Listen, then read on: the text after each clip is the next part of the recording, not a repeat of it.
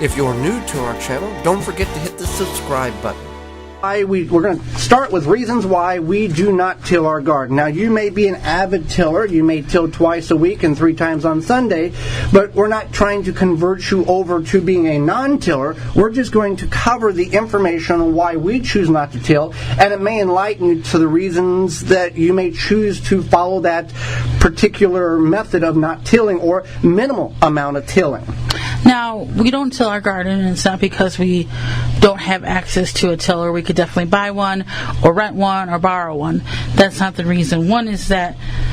A major one is that tilling can create major weed problems. And so what that means is that when you're tilling, there's many weeds in your garden, and weeds can propagate on their own, which means that if you cut them up, they can take that little tiny 1-inch cutting and start to grow another weed. Yeah, it propagates very, very quickly. So yes, the garden may be very pretty. We till, everything's great. 2 weeks later, we have 3 to 4 times more weeds than what we had to begin with. And we try to figure out why, and that's the reason why a lot of these roots will propagate from very small cuttings. And another way that it brings more weeds is that it takes the weed seeds that have laid dormant, it circles them around in your soil and brings them up to the light. And one way that we prevent that is we try to practice minimal soil disturbances.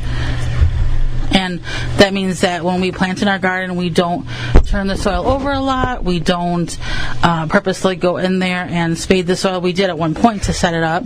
But then as we plant, we're very careful about not disturbing the soil. Well, and we do have to weed with a garden fork on occasions. And when we harvest crops like potatoes or Jerusalem artichokes or yacons, there's soil disturbance.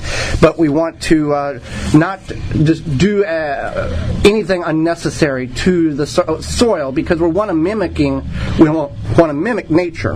Right. And then also tilling creates this problem of bare soil. And so if you go out into nature, if you go take a hike or walk in a park and you look into the woods, especially this time of year when the brush and whatnot is not filled in, you'll see that the dirt is not uncovered. All the soil is covered with leaves and just debris and things like that. So we're mimicking that in our garden. So every fall we dump a whole bunch of leaves on our soil. We also put things like pine needles and also even straw sometimes. Right. With the pine needles, we want to...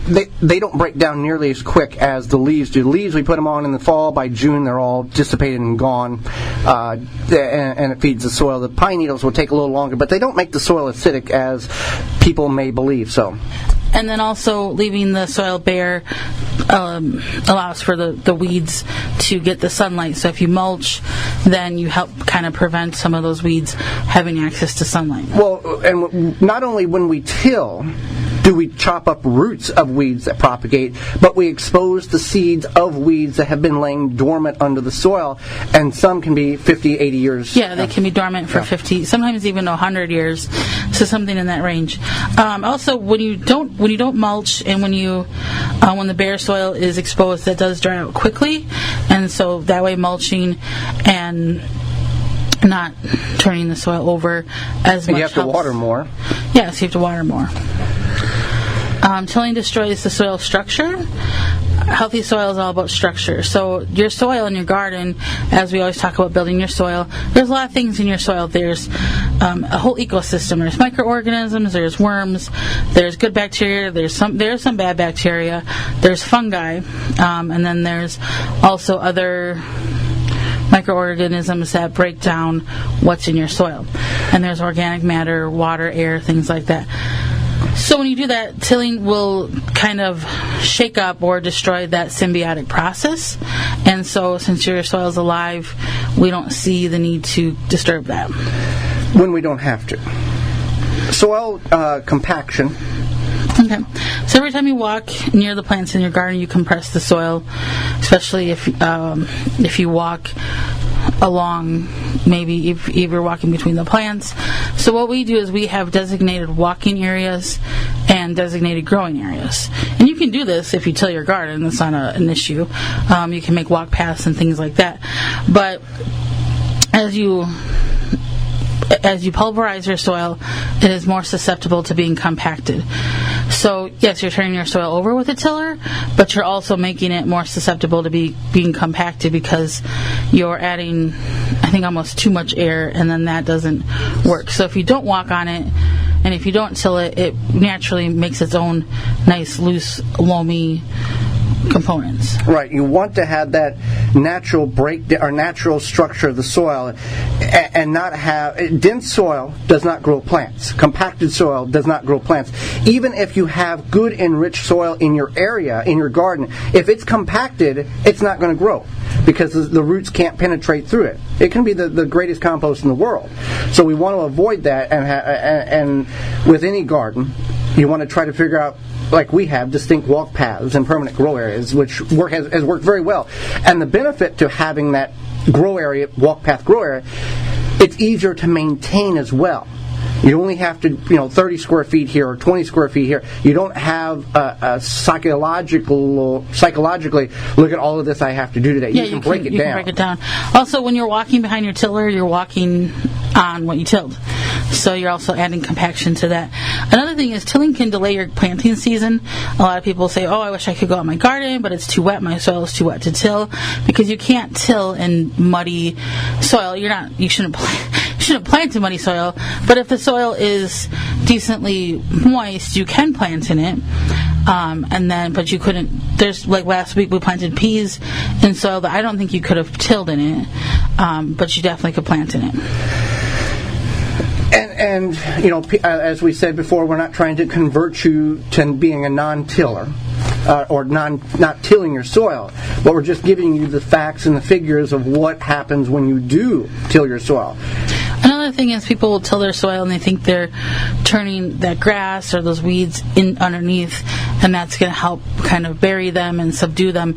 And that's not true, because the same thing, a few months later, you're just going to have a lot of weeds. Well, you're chopping the roots up, and not only are you dumping it in. So you're not saying you're wrong to till. This is just why. Well, what about if we have worms and we till? What do we do?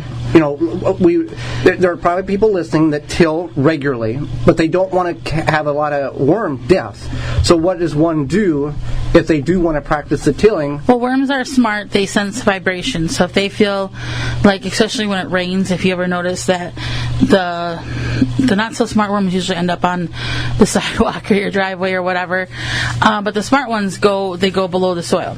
So what you could do is you could take your tiller, run it for a minute or so. What do you think? Yeah, three or four minutes. Yeah.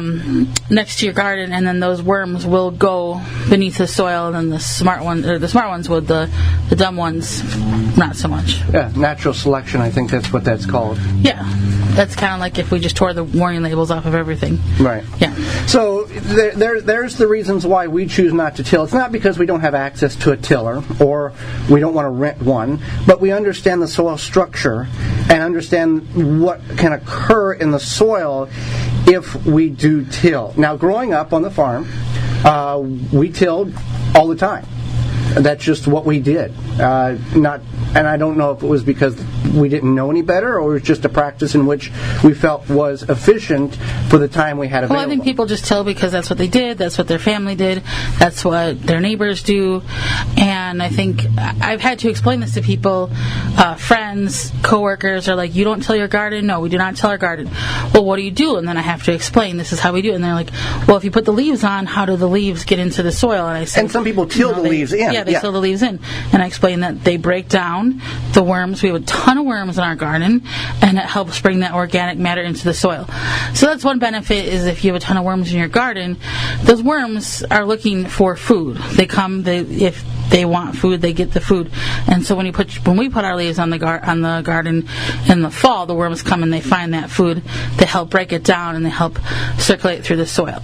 Worms can circulate things from up to 8 feet deep in your soil all the way to the top. So they circulate all of that within your soil. And that's why we choose not to till, because we want that beneficial. We have about 30 worms per cubic square foot. Recommendations are about 9 to 12 worms is what you should have per square foot of soil in your garden when it comes to the health and well-being of the soil in your garden. For more information, please visit thewisconsinvegetablegardener.com.